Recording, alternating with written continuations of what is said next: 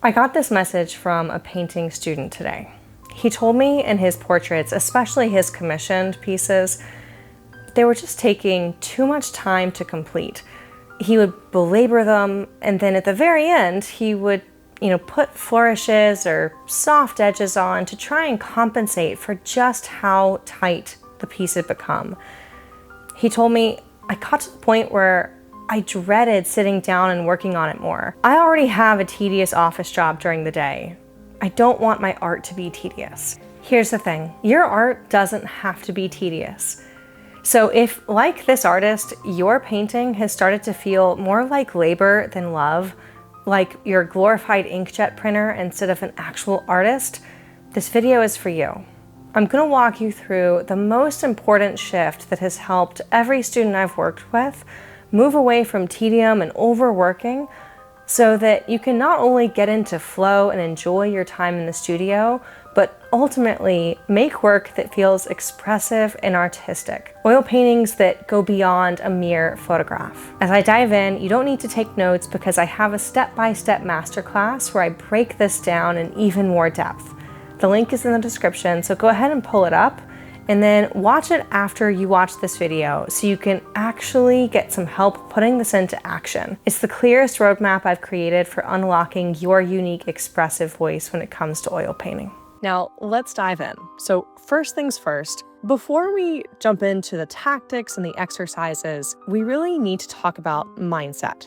Because if you're sitting at your easel thinking this painting has to be perfect, you are already setting yourself up for, well, I was gonna say tedium, but honestly, misery. I work primarily with artists who really want to break free of tight painting, whether it's photorealistic or just like classical realism that's very tight, or they've come from this place of creating really muddy, overworked pieces. And there's a couple of students who come to mind when I talk about this process that I want to share, because you might hear yourself reflected in one of these identities. Now, the first one goes out to my student, Robin. When Robin came to me, I could tell that the perfectionism was really, really strong. Like, she wanted to get a gold star on everything. I can tell she's the kind of person who made an A in every class and on every assignment in school. And it was really hard to break this habit when it came to painting.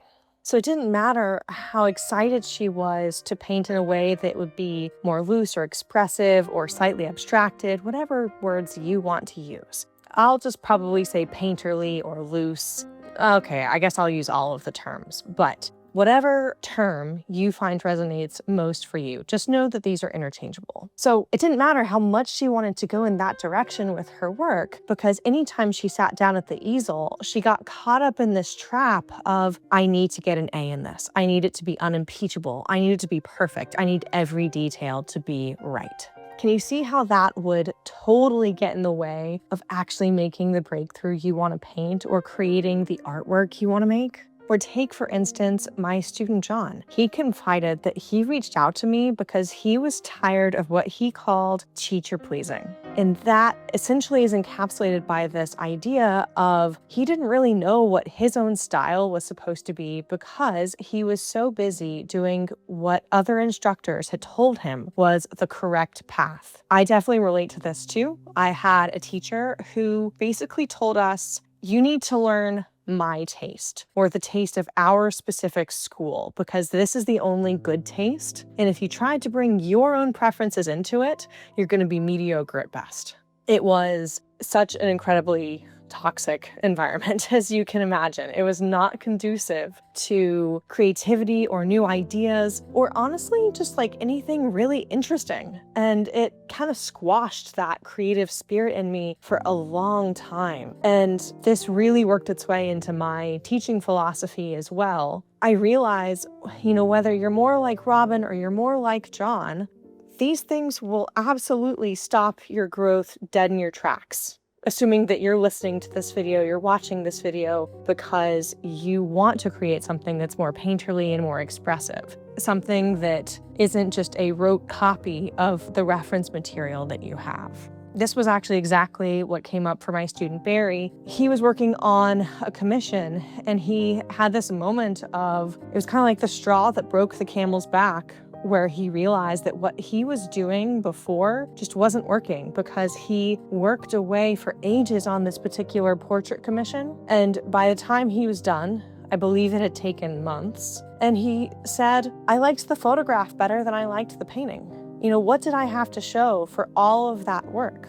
If you watch my content, if you love what I do, I think this is going to resonate with you.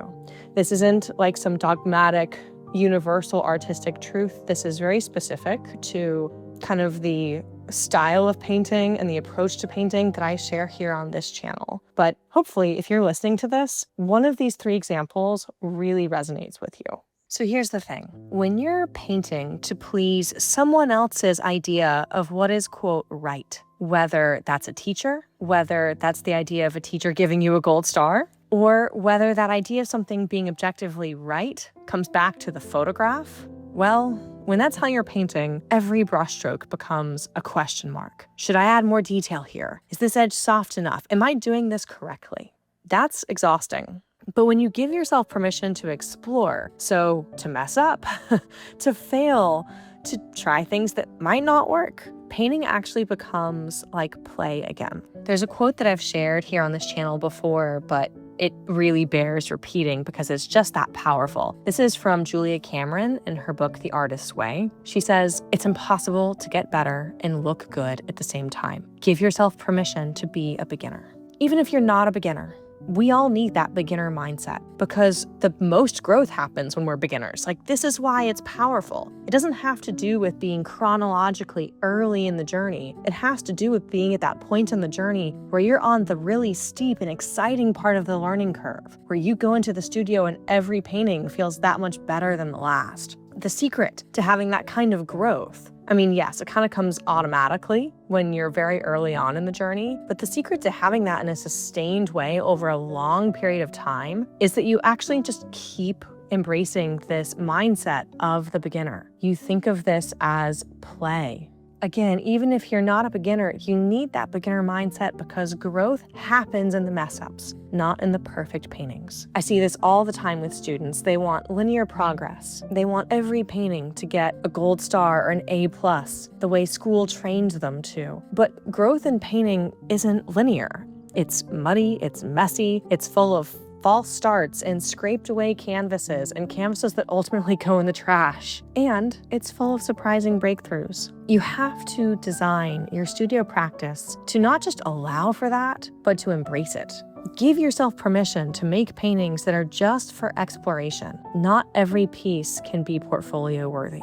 In fact, the way we make the most incredible portfolio is often by intentionally having pieces that are never even going to be in contention for it. And if you're skeptical, think of it this way. When is the last time you had a really clear takeaway from a painting? Something you just learned in this absolute black and white, clear as day kind of clarity. For me, it typically doesn't happen on the paintings that go really well. The paintings that go really well are usually me operating within the top 5% of my existing capabilities across the board.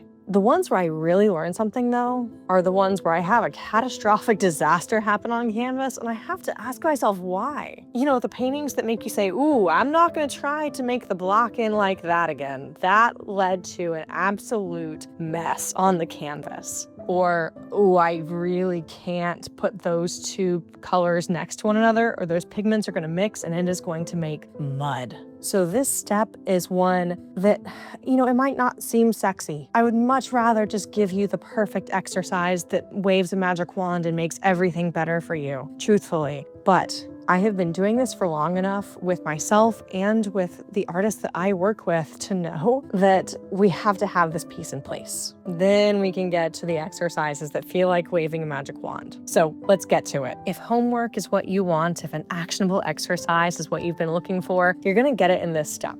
So here's where most artists get stuck in tedium. They are trying to paint without a clear vision of what they're aiming for. I love this analogy for this because we are visual people as artists, so I'm going to use this analogy to death. Reaching your goals is a lot like playing darts. And if you don't have a clear vision of what the goal is, it's a lot like trying to hit a bullseye while you're blindfolded. You're gonna be lucky to even hit the board, let alone the bullseye. I think part of this tedium and perfectionism and overworking when it comes to painting comes from this kind of unconscious belief or assumption that if you're trying to make good art, there is one path to that.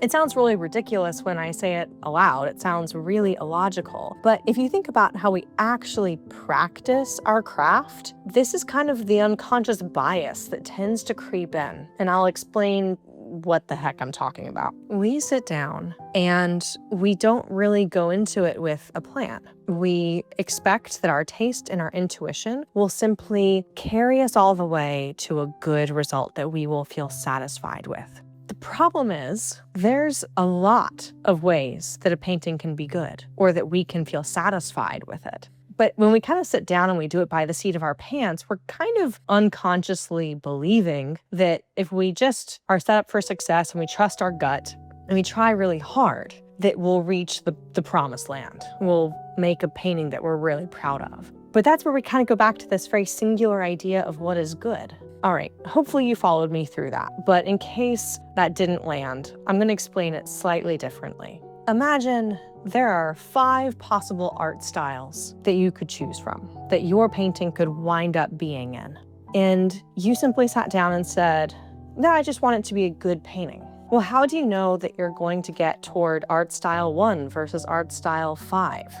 You kind of don't. I mean, you're going off of maybe your training and your history and what kind of art you've made before. But chances are, if you're listening to this video, the kind of art that you're making now isn't exactly the kind of art you want to be making. Otherwise, you would just be in the studio happily painting away rather than watching videos about releasing tedium from your practice. So if we don't know which style we're moving toward, of course, we're going to kind of just wind up landing randomly. If we don't have a vision of what kind of art we want to create, we're kind of just leaving it up to chance what kind of art we actually get. So we need to have a really clear vision of what it is we want to be producing in the studio. I had an artist named Lulu reach out to me just this past week, and she shared something that fascinated me. She said that she had been watching my videos for over a year, and every time I had talked about this process of developing a personal vision, she would think, yeah, that sounds great, but I'm working on other paintings right now.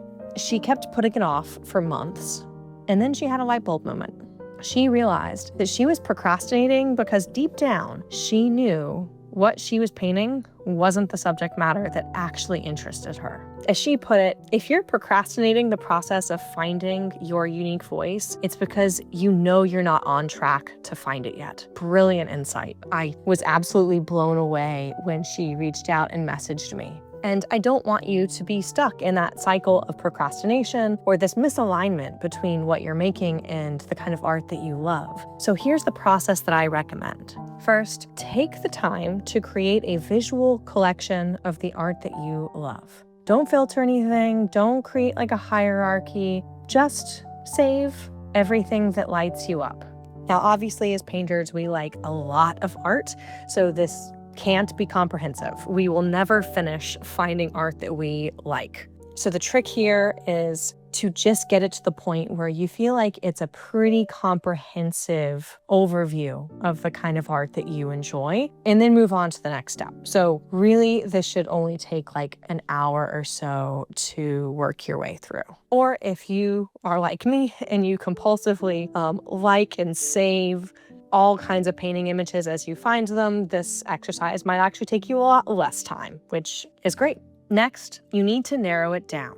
So your goal here isn't actually to change this collection of art that you have been amassing. Your goal is actually to create a second collection that is just like, the 1%, so to speak. Now, I'm not talking mathematically about just 1% of those pieces. I'm simply referring to this idea of like narrow it down to the best of the best and save those pieces to an additional collection.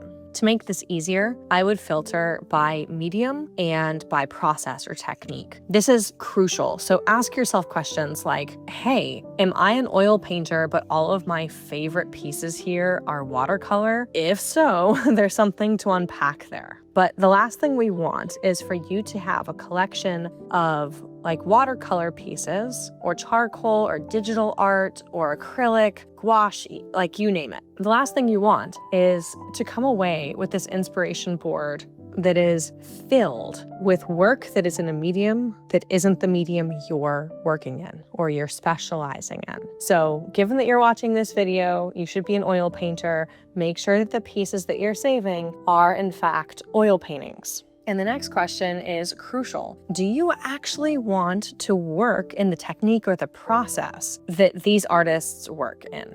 So if you admire something and it took 6 months and 47 glazes to finish, but you want to be able to finish a painting in a weekend, don't make that painstaking piece a part of your goal style. Be honest about what you want to make and how you want to make it. This isn't about just what do you like to look at. We actually need to factor in, practically speaking, how do you want to work? From this refined collection, patterns are going to emerge. So repeated palettes, similar subjects, consistent brushwork, common compositions. When I did this exercise, I saw a ton of Sargent and Sargent-inspired painters. So they were working wet into wet, largely Alla Prima. They had these abstracted backgrounds, and usually the paintings weren't that complex from a compositional standpoint. They usually just featured like a single figure or a single subject, again, without a lot of like background information to contend with. And I realized I wasn't meant to paint every background detail after I did this. I was meant to be celebrating the paint itself in those backgrounds. This was my breakthrough, and it immediately made painting less tedious because I stopped spending all of this time trying to strengthen my weaknesses when it came to backgrounds, because the truth was, the reason my backgrounds were weak is because I didn't enjoy painting them, and so I didn't enjoy putting in the work to make those better. Now, if you like the idea of this kind of clarity, or you know you're going to put this exercise to use, again, I'm going to put up the link to that webinar that I mentioned, that masterclass. It's in the description, but I'll also put it up on screen here so that you can make sure that you go ahead and open that up and watch that next, because honestly, I can only go so deep into depth in a YouTube video, but I do walk you through this baby step by baby step in that masterclass. So make sure you check it out, because you're not going to want to miss it. Like, truly, I have really thoughtfully put together every step that I think that you need, including all of the FAQs and common pitfalls that I've seen students run into and I've helped them work through. I've built all of that into the masterclass, so check it out. It's genuinely going to set you up for success with this. Okay, so we've tackled the mindset piece and we've tackled the exercise, the actual practical step around understanding the goal. So next we need to actually build the skills to move away from the tedium. Or to put it slightly differently, you've been spending a lot of time building a lot of muscle memory around this like very tight, methodical, painstaking way of painting. We need to actually build you some new muscle memory. Because once you know what you want your artwork to look like, you won't just be able to flip a switch and suddenly paint that way. You have to break down the gap between where you are now and where you want to be with your art into individual learnable skills. For me, that included practicing edge control or expanding my mark-making vocabulary. So I knew exactly how to create the kind of brushwork I was drawn to. Or practicing like very intentional color harmonies that would create a specific mood without my paintings looking overworked or garish or muddy. In this step, I actually referred back to step 2 and my inspiration board that I put together really frequently. Like if I was going to practice getting a certain kind of composition in my work, I might actually start with a master copy of that kind of painting first to help me really understand from experience, not just analysis, why that composition worked and how it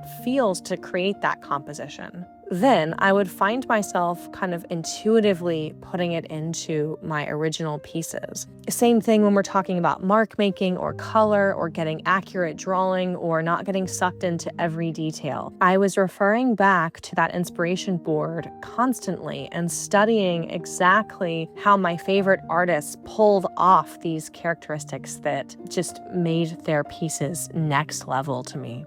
I used Mastercopy for a lot of these areas. I would use it to understand how Sargent could so elegantly break down the face into what seemed like just a handful of brushstrokes. I gave myself the gift of getting that muscle memory and really getting a feel for what it's like to paint in such a loose manner. I think one sort of unspoken secret, or I guess it's an open secret, but the top painters you admire, they have done so many master copies or master studies, it would blow your mind. If you walked into their studios, I would be willing to bet that you would find stacks of these kind of replicas, whether they were something like bark drawings or cast paintings or, old master copies or even master copies from contemporary masters, so that those really great artists that you look up to could actually learn what it feels like to create that kind of painting and really study it and understand it. The way our schools work now, everything is so theory-based and abstract, and it really bleeds through into art. We just don't get as much hands-on practical time to understand something. And I think this really shows up in areas like color theory or composition. Rather than actually giving you practice,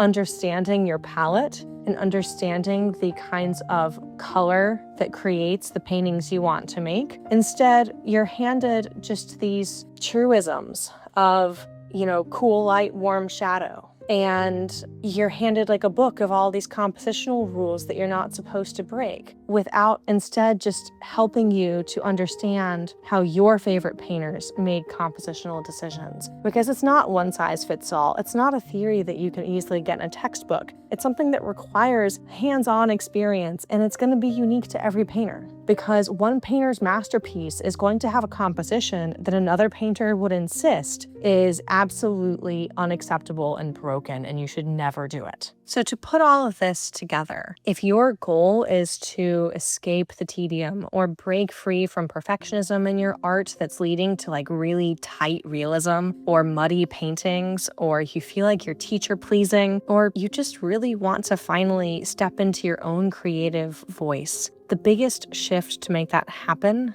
isn't technical, it is mental. It is about having a clear structure and a clear mindset. I stopped asking myself questions like, why can't I paint like that? And I started asking questions like, what is one small skill that I can master today that moves me closer to that goal? But for that to work, you have to know closer to what? What is the goal? And that's why understanding your voice is so foundational, because when you know what you're aiming for, every practice session can have purpose. You're not just going to go into the studio and wonder, what should I paint today? You're actually going to be building towards something specific. You're going to know, hey, the biggest thing that's holding me back from the work I want to make is this specific kind of brush work. And in order to bridge that gap, I'm going to pull from this exercise that I know works.